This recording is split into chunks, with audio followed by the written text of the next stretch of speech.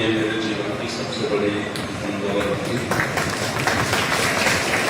आदरणीय बहन मायावती जी का भी विशेष आशीर्वाद मेरे ऊपर रहा।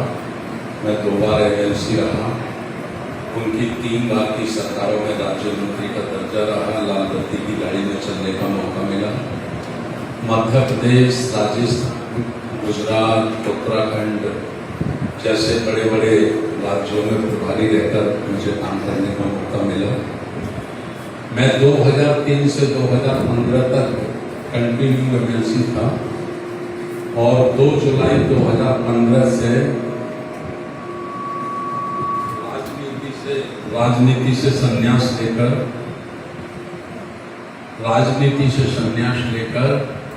मैंने ये संकल्प ले लिया कि अब जब तक मैं जिंदा हूं तब तक केवल और केवल बुद्ध धर्म का प्रचार प्रसार करूंगा। दूसरा काम नहीं करूंगा। उसी काम में हम सब लोग पूरे देश में लगे। देखिए, हमारे बीच में 2-3 बातें हैं। सबसे पहली बात है कि आज 9 अगस्त 2026 को हम लोग बैठे हैं। खुशी की बात है, आज आदिवासी दिवस है। आदिवासी दिवस की भी हार्दिक मंगल कामनाएं आप सभी को। लेकिन 9 दिसंबर 2026 में जब हम पूरे देश का अध्ययन करते हैं और एक सवाल हम अपने साथियों के बीच में खड़ा करते हैं कि हमारा मुख्य संघर्ष क्या है, हमारी मेन लड़ाई क्या है, तो ज्यादातर लोगों का जो जवाब मिलता है तो ये जवाब मिलता है कि साहब सत्ता का संघर्ष है, सत्ता का संघर्ष है। लेकिन मैं इस बात से सहमत नहीं हूं। हमारे देश में सत्ता का संघर्ष नहीं है। हमारे देश में बड़ी तेजी से संस्कृति का संघर्ष चल रहा है। संस्कृति का संघर्ष चल रहा है। सत्ता तो एक माध्यम है, सत्ता एक जरिया है। सत्ता जिसके हाथ में होती है वो बहुत जल्दी अपने उद्देश्य को पूरा कर लेता है, अपने मकसद को पूरा कर लेता है। लेकिन संघर्ष सत्ता का नहीं है। संघर्ष 2 संस्कृतियों के बीच में। अब ये 2 संस्कृतियों की जब हम बात करते हैं तो सवाल खड़ा होता है कि ये 2 संस्कृति कौन सी है। तो सबसे पहले हमारे बीच में एक ब्राह्मण संस्कृति है, दूसरी श्रमण संस्कृति है। ब्राह्मण संस्कृति, श्रमण संस्कृति, अर्थात इन दोनों में फर्क क्या है। तो ब्राह्मण संस्कृति का मतलब है अंधविश्वास, ईश्वरवाद। ठीक है, भोले भाले लोगों को ईश्वर का डर दिखाकर अंधविश्वास में डुबोकर उनकी मेहनत, खून पसीने की कमाई को लूटना, ये ब्राह्मण संस्कृति सिखाती है।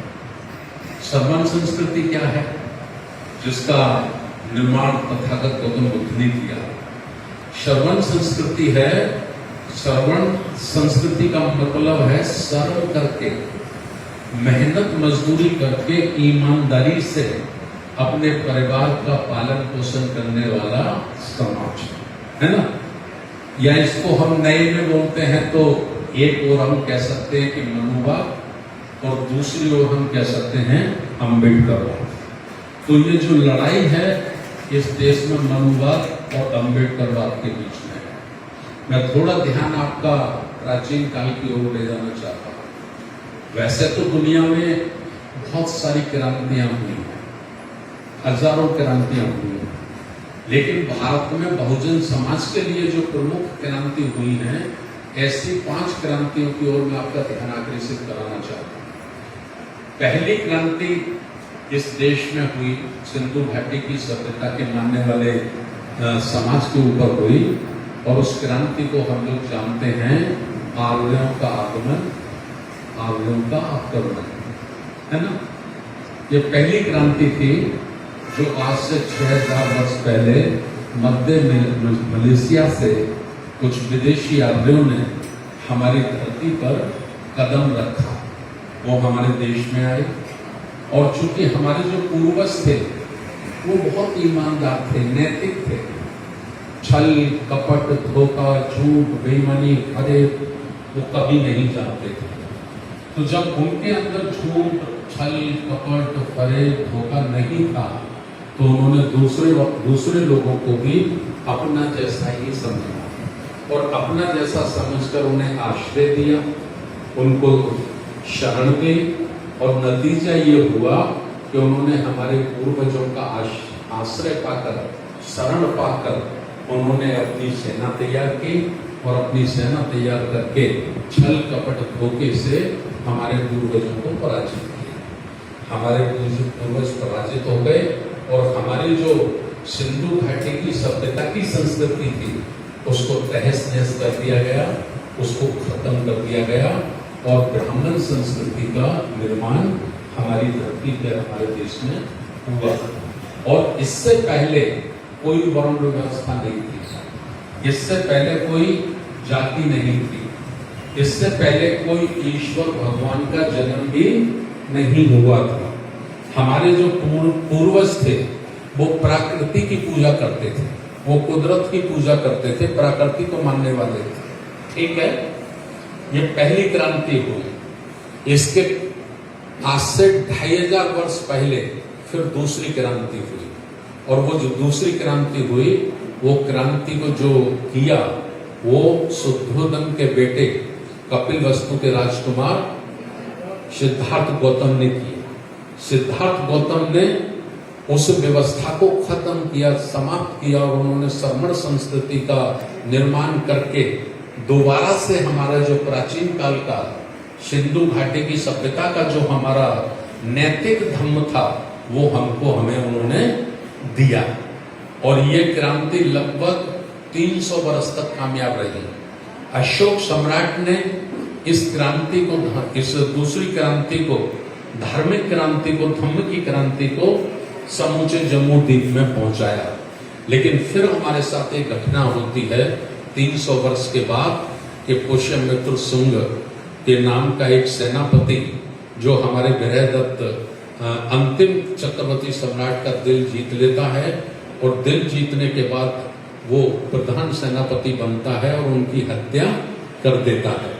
हत्या करने के बाद फिर हमारी सभ्यता को, हमारी संस्कृति को तहस नहस कर दिया गया और फिर मनुस्मृति का निर्माण हुआ और उसके बाद फिर हमारे ऊपर पहले से ज्यादा कड़े प्रतिबंध लगाए गए, हमारा पहले से ज्यादा शोषण किया। लेकिन ये क्रांति कभी किसी युग में रुकी नहीं, सदैव चलती रही। जैसा जैसा हमारे पूर्वजों पे बना, जैसा जैसा हमारे बुजुर्गों पे बना, तो आज से 600 वर्ष पहले इसी क्रांति को इस भारत में आगाज किया संत कबीर ने। संत कबीर ने मनु स्मृति को स्वीकार नहीं किया, उन्होंने उसका विरोध किया और जो बुद्ध की वाणी थी, जो तथागत बुद्ध का धम्म था, मानवतावादी धम्म, उसी के आधार पर संत कबीर ने और संत रविदास ने आज से 600 वर्ष पहले ये क्रांति चलाई। और आज से 200 वर्ष पहले हमारे बीच में महात्मा ज्योतिराव फूले, छत्रपति साहू जी महाराज, पेरियार रामास्वामी नायकर, गुरु नारायण, लगभग 150 से अधिक ऐसे संत गुरु हुए जिन्होंने मानव और मानवता के लिए काम किया। लेकिन इसी बीच में वो तीसरी क्रांति थी। इसी बीच में आजादी की लड़ाई हमारे देश में शुरू हो गई और 14 अप्रैल 1891 को एक मसीहा का जन्म हमारे भारत में हुआ जिनका नाम था परम पूजनीय बाबा साहब डॉक्टर अम्बेडकर। बाबा साहब डॉक्टर अम्बेडकर की क्रांति ने महापुरुषों की सभी क्रांतियों को जोड़कर संत रविदास, संत कबीर, साहू फूले, माता सावित्रीबाई, सभी संत गुरुओं की क्रांति को उन्होंने बुलंद किया। और हमें चौथी क्रांति कामयाब होती है 26 जनवरी 1950 को। 26 जनवरी 1950 को जो हमें संविधान मिला, तो ये वही संविधान हमें मिला जो हमारा बुद्ध के समय का जो हमारा कानून था, है ना। जैसे बुद्ध के धम्म का मूल मंत्र है समता, स्वतंत्रता, बंधुता, न्याय पर आधारित सामाजिक व्यवस्था, ठीक है ना। और यही हमारे संविधान की प्रस्तावना है। तो ये चौथी क्रांति थी, लेकिन इस क्रांति के बाद भी एक अंदर ही अंदर क्रांति चल रही है, जबरदस्त क्रांति चल रही है, जो हमें दिखाई नहीं पड़ रही, हम उसे नहीं देख पा रहे। और इतिहास इस बात का गवाह है कि जो हमारा विरोधी है उसने कभी सीधी लड़ाई नहीं लड़ी है, उसने कभी ऐलान करके जंगे आजम नहीं किया है, उसने हर युग में धोखाधड़ी से, छल कपट से ही उसने हमारे साथ विश्वासघात किया है। तो ये पांचवी क्रांति है जो लोग कहते हैं कि हम इस देश को हिंदू राष्ट्र बनाना चाहते हैं। भाई कौन सा हिंदू राष्ट्र बनाना चाहते हो? कौन सा हिंदू राष्ट्र बनाना चाहते हो? देश का राष्ट्रपति हिंदू है, देश का प्रधानमंत्री हिंदू है, देश के जम्मू कश्मीर को छोड़ दे तो सारे राज्यों के मुख्यमंत्री हिंदू हैं, सुप्रीम कोर्ट के जज हिंदू हैं, हाई कोर्ट के जज हिंदू हैं, 99% IAS IPS हिंदू हैं। और हिंदू ही नहीं हैं, बल्कि हिंदुओं की जो पाठशाला है आपके नागपुर में ही चलती है, RSS की पाठशाला, उस RSS की पाठशाला के पढ़े, उसमें तैयार किए गए हिंदू है ना। तो जब हर डाल पर उनका हिंदू बैठा है, तो फिर कौन सा हिंदू राष्ट्र बनाना बाकी है? कौन सा हिंदू राष्ट्र बनाना बाकी है? दुनिया के लोग समझे या ना समझे, दुनिया के लोगों की समझ में ये बात आए या ना आए, लेकिन बाबा साहब डॉक्टर अंबेडकर की औलादों की समझ में ये बात जरूर आनी चाहिए कि ये कौन सा हिंदू राष्ट्र बनाना चाहते हैं। इस बात की आशंका थी बाबा साहब अंबेडकर जी को, इसीलिए बाबा साहब डॉक्टर अंबेडकर जी ने अपने जीते जी कहा था, क्या कहा था? अपना सब कुछ मिटाकर भी, अपना सब कुछ मिटाकर भी कभी इस देश को हिंदू राष्ट्र मत बनने देना। समझ पा रहे मैं क्या कह रहा हूं? तो ये बातें मैंने आपके बीच में रखी है। अब मैं जो बातें रखना चाहता हूं, तो मैं बात रखना चाहता हूं कि हमको करना क्या है, हमको करना क्या है, हमारी लड़ाई किससे है। हमारी लड़ाई मैं खुले मंच से आपके बीच में कह रहा हूं, हमारी लड़ाई किसी राजनीतिक दल से नहीं है, हमारी लड़ाई विचारधारा की लड़ाई है। दो विचारधाराएं हैं, एक विचारधारा है जो असमानता को दोबारा से लाना चाहती है, और एक विचारधारा है जो समानता को बनाए रखना चाहती है। जो लोकतंत्र हमको मिला है, जो संविधान हमको मिला है, उसे हम कायम रखना चाहते हैं, हम उसे बनाए रखना चाहते हैं। ये दो विचारधारा है। अब ये दो विचारधारा में जो असमानतावादी विचारधारा है, जो लोकतंत्र को कमजोर करना चाहती है, जो प्रत्येक दिन संविधान को खत्म करने में लगी है, तो वो कौन से लोग हैं? तो वो RSS के लोग हैं। अर्थात हमारी सीधी लड़ाई RSS से है, सीधी लड़ाई RSS से है। ये हमें किसी मुगालते में रहने की जरूरत नहीं है। और RSS सीधा हमको चैलेंज करके नहीं लड़ रहा, चैलेंज करके नहीं लड़ रहा कि हम इस संविधान को खत्म करेंगे, सीधा नहीं कह रहा कि हम लोकतंत्र को खत्म करेंगे। संविधान की पूजा करते हैं, संविधान को माथा लगाते हैं, प्रजातंत्र का भाषण देते हैं, और प्रजातंत्र को खत्म करने में लगे हुए। दिन प्रतिदिन हमारा लोकतंत्र कमजोर हो रहा है ना। देखिए, जो सांसद जीत के जा रहे हैं, वो सांसद जो उनके पक्ष में नहीं जीते, उनके विपक्ष में जीत कर गए हैं, तो उन सांसदों को 50-50 करोड़ रुपए देकर खरीदा जा रहा है ना। उनके सामने ऑप्शन दिया जाता है कि आपको ये पैसा लेना है या फिर ED CD के माध्यम से जेल में जाना है। दो ऑप्शन उनके सामने होते हैं। एक ऑप्शन होता है जेल में जाना है, दूसरा ऑप्शन होता है कि आपको पैसा लेना है। तो लोग डर जाते हैं जेल जाने से, मुकदमों में फंसने से, तो ऐसे लोग बिक जाते हैं। देखिए आप, हम लोग मानते थे कि पश्चिम बंगाल में ममता बनर्जी से ज्यादा एक्टिव और सशक्त कोई दूसरा लीडर नहीं है ना। लेकिन ममता बनर्जी को भी छल पूर्वक, है ना, पराजित किया गया। अलग बात है, उनके 20 सांसद खरीद लिए गए, ठीक है।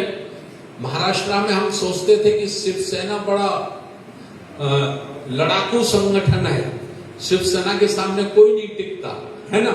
शिवसेना के भी लोग खरीद लिए गए, सरकार खरीद ली, पूरी खरीद ली कि नहीं खरीद ली। तो यही लोकतंत्र को खत्म किया जा रहा है। लोकतंत्र को कोई और चीजें नहीं है जिनसे हम महसूस करेंगे कि खत्म हो रहा है। मतलब वो लोकतंत्र के सामने नोट तंत्र भारी पड़ रहा है, ईडी शीडी भारी पड़ रही है। तो इसका जो बड़ा नुकसान है वो किसका है? वो इस देश के शेड्यूल कास्ट, शेड्यूल ट्राइब और ओबीसी समाज, और धार्मिक रूप से जो मुस्लिम है, सिख हैं, बौद्ध हैं, पारसी हैं, उन्हीं का बड़े पैमाने पर नुकसान हो रहा है। तो इसके लिए हमें करना क्या है? इसके लिए अभी हमारे बीच में 23 सितंबर आने वाला है। 23 सितंबर 1917 को बड़ौदा की भूमि पर बाबा साहब डॉक्टर अंबेडकर ने एक बहुत बड़ा संकल्प लिया था। क्या संकल्प लिया था बाबा साहब डॉक्टर अंबेडकर जी ने? बाबा साहब डॉक्टर अंबेडकर जी ने संकल्प लिया था कि हजारों वर्षों से अपमानित समाज को स्वाभिमान की जिंदगी जीने लायक समाज बनाऊंगा। बाबा साहब डॉक्टर अंबेडकर जी ने ऐसा संकल्प लिया, हजारों साल से अपमानित जिंदगी जीने वाले समाज को स्वाभिमान की जिंदगी जीने लायक बनाऊंगा। और यदि मैं ऐसा न कर सका तो खुद को गोली मार लूंगा। इतना बड़ा संकल्प बाबा साहब डॉक्टर अंबेडकर ने लिया और अपनी चार संतानें कुर्बान करके हमें संविधान के रूप में उन्होंने आजादी दी, हमें स्वाभिमान से जीवन जीने का मौका दिया ना सर?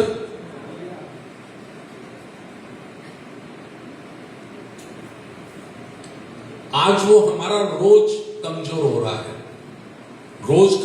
है, हमारा सम्मान।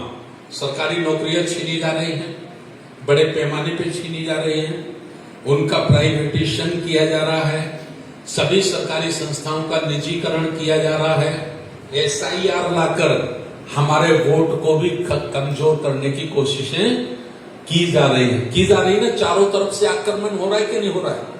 चारों तरफ से आक्रमण हो रहा है। यही पांचवी क्रांति है जो दोबारा से हमें गुलाम बनाने के लिए काम कर रही है।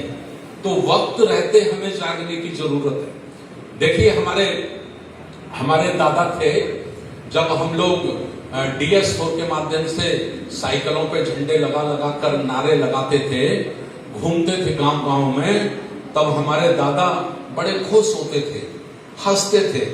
हम उनको कहते थे कि दादा आप इतने खुश क्यों हैं, आप इतना ऐसे प्रसन्न क्यों हैं?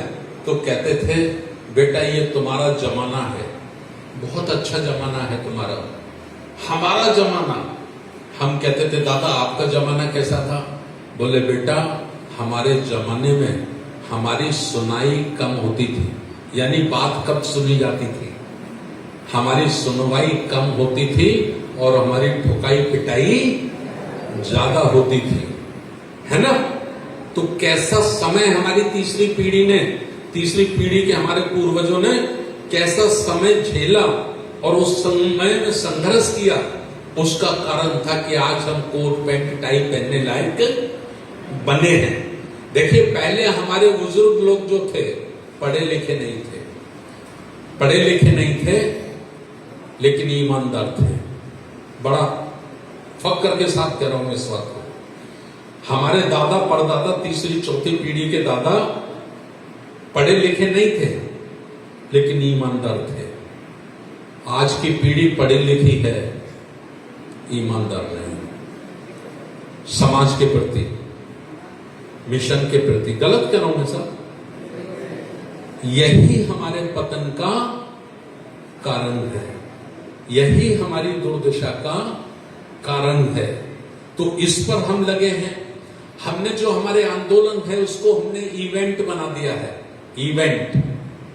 इवेंट और मूवमेंट दोनों में बहुत बड़ा फर्क होता है।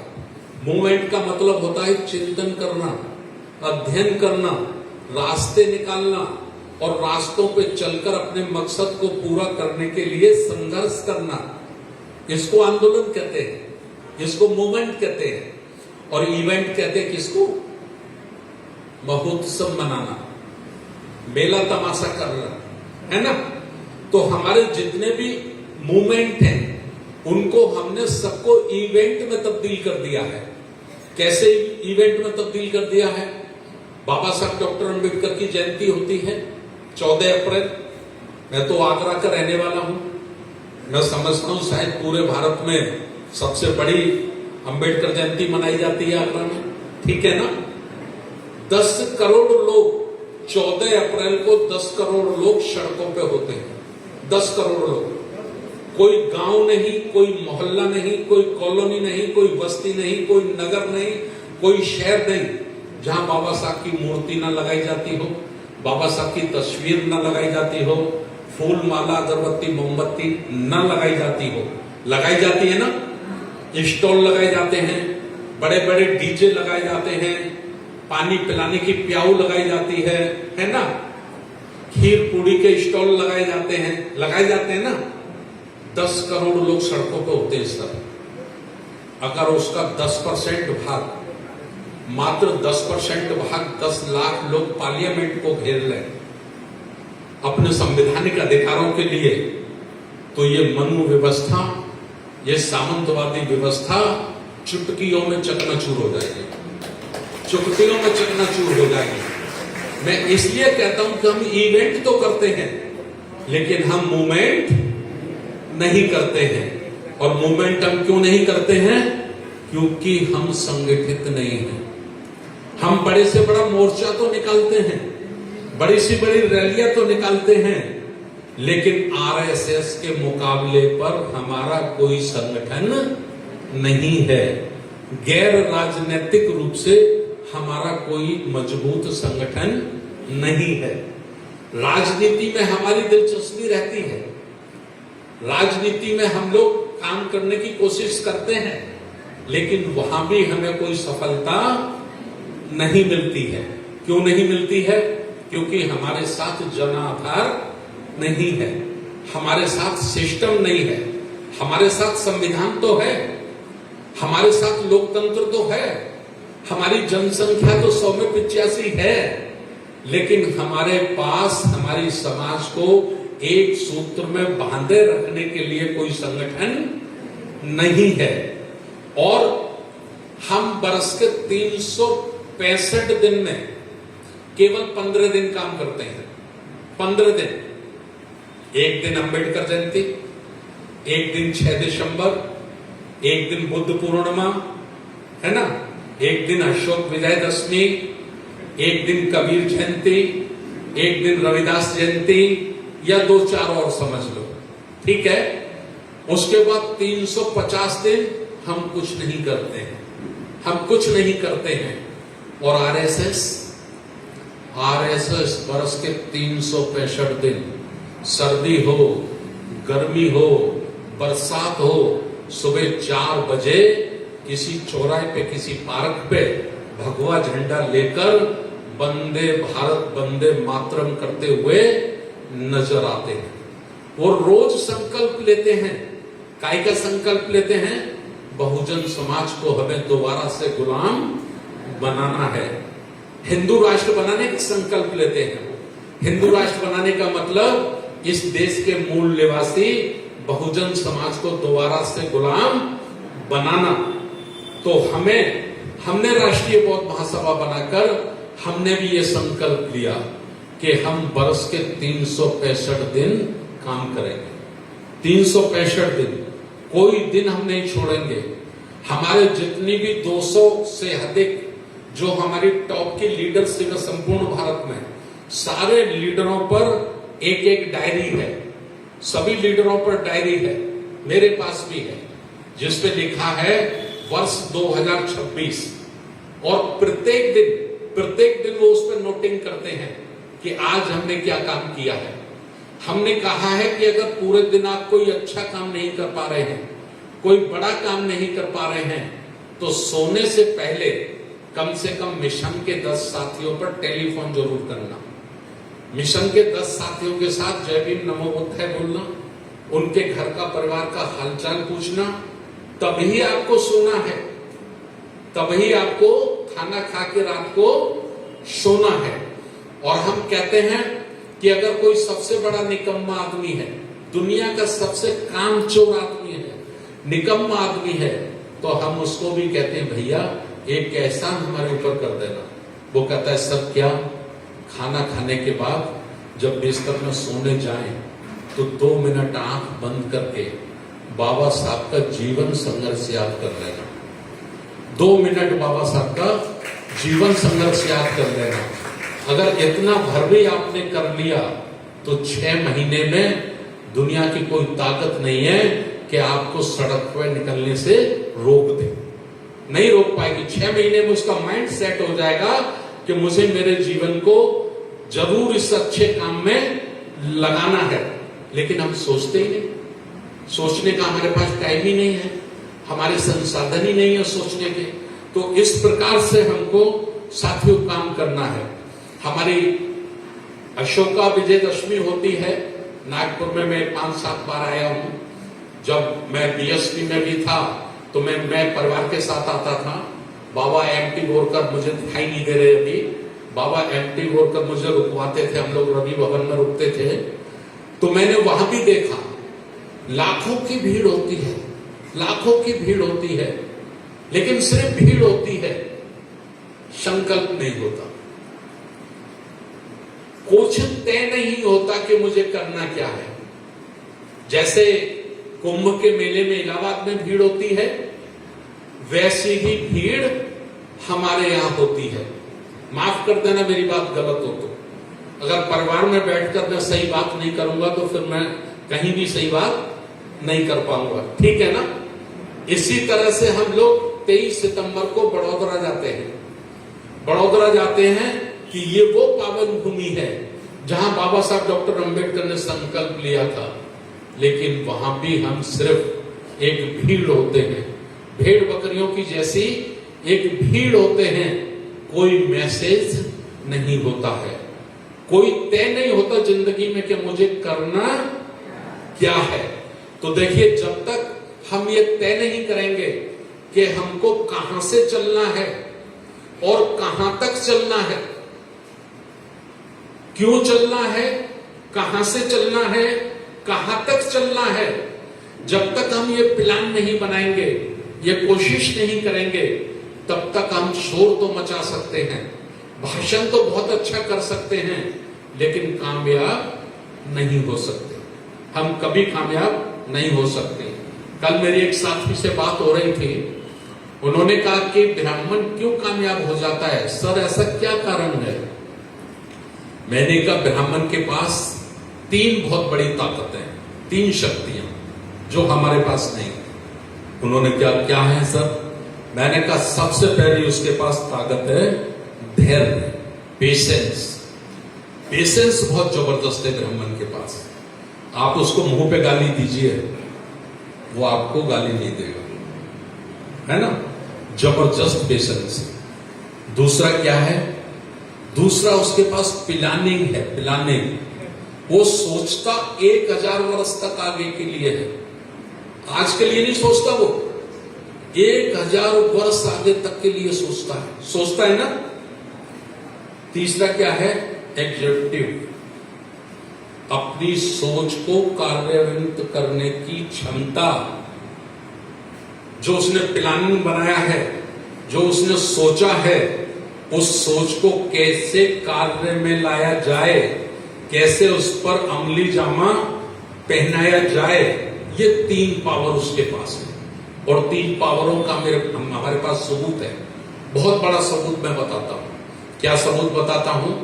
अशोक सम्राट की धम्म क्रांति के बाद जब संपूर्ण जम्मू द्वीप बौद्धमय हो गया है ना, 84,000 से ज्यादा हमारे बुद्ध विहार हो गए, स्तूप हो गए, है ना, चारों तरफ बुद्ध ही बुद्ध थे।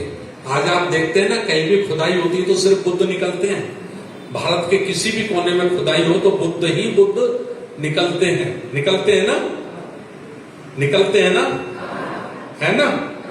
उस वक्त उसने धैर्य रखा, आपा नहीं खोया, पेशेंस नहीं खोया उस आदमी ने। उसने पेशेंस रखा। और कितने दिन तक पेशेंस रखा? 300 वर्ष तक। 300 वर्ष तक पेशेंस रखा और अपनी प्लानिंग बनाई कि एक दिन हमें ये शासन खत्म कर देना है, एक दिन हमें बुद्धा शासन का अंत कर देना है। और अपनी प्लानिंग पे काम करना शुरू किया। क्या काम करना शुरू किया उन्होंने? सारे के सारे भिक्षु बन गए, सब चीवर पहन लिए, सब कृष्णपंथी में आ गए। और इतनी ज्यादा अध्ययन किया उन्होंने, धम्म का इतना ज्यादा अध्ययन किया, त्रिपिटक का इतना ज्यादा अध्ययन किया कि जो ओरिजिनल भिक्षु थे, जो असली वाले भिक्षु थे हमारे पूर्वज, वो उनके सामने कमजोर पड़ गए। वो कमजोर पड़ गए। नतीजा हुआ कि वो हमारा जो शासक वर्ग था, जैसे उदाहरण में मैं बताऊं तो बृहदत्त तक वो पहुंचने में सफल हो गए। और उन्होंने धम्म के कारण बृहदत्त को अपने कॉन्फिडेंस में ले लिया, अपने विश्वास में ले लिया। और इधर पर्दे के पीछे उन्होंने पुष्यमित्र शुंग को तैयार किया। पुष्यमित्र शुंग को तैयार किया, पहले भिक्षु बनाया, फिर उसको युद्ध में पारंगत किया, है ना। और फिर उन्होंने बृहदत्त से मिलाया कि ये बुद्धिस्ट है, युवा है, लेकिन बहुत पराक्रमी है ना। उसको सेना में भर्ती करा दिया। और सेना में भर्ती कराने के बाद फिर उसे उन्होंने प्रधान सेनापति पोस्ट तक पहुंचवा दिया। प्रधानमंत्री की पोस्ट तक पहुंच गए। और सेना के भीतर उन्होंने फिर अपने लोगों की भर्ती शुरू कर दी। और जैसे ही अपने लोगों की भर्ती शुरू कर दी, सेना पे संपूर्ण उन्होंने अपना कब्जा कर लिया। और उसके बाद फिर उन्होंने एक दिन पाटलिपुत्र, जैसे अभी पटना कहते हैं हम लोग, वहां उनको आमंत्रण दिया बृहदत्त को कि हमने एक सेना बनाई है और सेना को हमने अस्त्र शस्त्रों से बहुत ट्रेनिंग देके मजबूत किया है, आप आइए सेना का निरीक्षण करिए। और सेना का निरीक्षण करने के लिए उनको बुलाया और वहीं पर उनकी हत्या कर दी गई। समझ गए कि नहीं? अंत कर दिया गया। अभी देखिए आरएसएस ने भी, डॉक्टर हेडगेवार ने भी अपने शिष्यों को बताया कि जिस काम के लिए हमको जाना है, जो ब्राह्मण वैभव राष्ट्र का निर्माण हमें करना है, उसमें 100 वर्ष लगेंगे, 100 वर्ष लगेंगे। और निरंतर काम करना होगा, प्रत्येक दिन काम करना होगा। तो 100 वर्ष तक प्रत्येक दिन काम किया उन्होंने, किया ना साहब। और आज भारत की 75% शक्तियों पर उन्होंने अपना पोजीशन स्थापित कर दिया है। कर दिया कि नहीं कर दिया? कर दिया ना। मिलिट्री में भी वो अब अपनी भर्ती कर रहे हैं। जो 4 साल वाला सिस्टम निकाला है ना उन्होंने, कि भाई हम 1 लाख लोग भर्ती करेंगे, 25,000 रख लेंगे, 75,000 निकाल देंगे। तो इसका क्या मतलब है? इसका मतलब है वो जो अपनी शाखाएं लगा रहे हैं, उन शाखाओं में जिन बच्चों को तैयार कर रहे हैं, उनको मिलिट्री में भेजेंगे। तो एक साथ तो सारे बच्चे उनके जा नहीं पाएंगे, 25% जा पाएंगे लगभग। तो उन 25% को परमानेंट कर देंगे। और जो 75 उनके नहीं होंगे, जो अम्बेडकरवादी होंगे, साउ फूले की विचारधारा के होंगे, संत कबीर रविदास बुद्ध की विचारधारा के होंगे, उनको वो आउट कर देंगे। अर्थात एक दिन सेना में भी वो 100% अपने लोग बिठा देंगे, है ना। मैं बड़ी बातें बता रहा हूं आपको, बहुत चिंतनशील बातें मैं आपके बीच में रख रहा हूं। तो इस तरह से सारे देश की, सारे समाज की घेराबंदी कर ली गई है। इसलिए आज वक्त नहीं है। इसीलिए माननीय काशीराम साहब कहते थे, उन्होंने एक नारा दिया था निकलो बाहर मकानों से और जंग लड़ो बेईमानों से। निकलो बाहर मकानों से, जंग लड़ो बेईमानों से। अगर इस पीढ़ी ने, मेरी आपकी पीढ़ी ने कुर्बानी नहीं दी, इस वर्तमान पीढ़ी ने अगर संघर्ष नहीं किया, त्याग नहीं किया, तो हमारे आने वाली पीढ़ी निश्चित रूप से गुलामी की जंजीरों में होगी। अगर हम चाहते कि हमारे नाती बेटे, नाती पोते हमारी तरह ही स्वाभिमान का जीवन जिए, इसी इज्जत की जिंदगी जिए, तो आज की पीढ़ी को निकलना होगा साहब। एसी कूलर में बैठ के काम नहीं चल सकता, एसी कूलर में बैठ के काम नहीं चल सकता। धूप, गर्मी, सर्दी हमको सहना पड़ेगा, है ना। भूखा भी रहना पड़ेगा यदि हम अपनी नस्लों को बचाना चाहते हैं तो मैं धन्यवाद देना चाहता हूं हमारे बहुत ही संघर्षशील प्रदेश अध्यक्ष डॉक्टर चांददेव बौद्ध साहब को, कि मैंने उनसे कहा था कि आप 50-60 लोग इकट्ठा कर लेना, लेकिन डॉक्टर चांददेव साहब ने, ईश्वर कड़वे साहब ने, शत्रुघ्न बड़ोने साहब ने, उनने, उनकी सारी टीम ने, अपने धैर्य साहब ने, सबने मिलकर तो पूरी सभा आयोजित कर दी। मैं जब आ रहा था, अभी हम लोग एक काम से आए थे, उसमें गए थे, मैं कल का आया हुआ हूं नागपुर में। जब मैं आ रहा था तो रास्ते में सोच रहा था 100-150 लोग तो हो गए होंगे, लेकिन मैंने जब देखा पूरा हॉल हाउसफुल, तो मुझे लगा कि नागपुर में जिंदा लोग रहते हैं। लोग तो पूरे देश में रहते हैं साहब, लोग तो पूरे देश में रहते हैं, लेकिन पता नहीं लगता कि वो जिंदा है ना। पता नहीं लगता कि वो जिंदा हैं। और इस सामंतवाद से, इस मनुवाद से, इस पूंजीवाद से मरे हुए नहीं लड़ेंगे साहब, जिंदा लोगों को ही लड़ना पड़ेगा। बहुत बहुत धन्यवाद।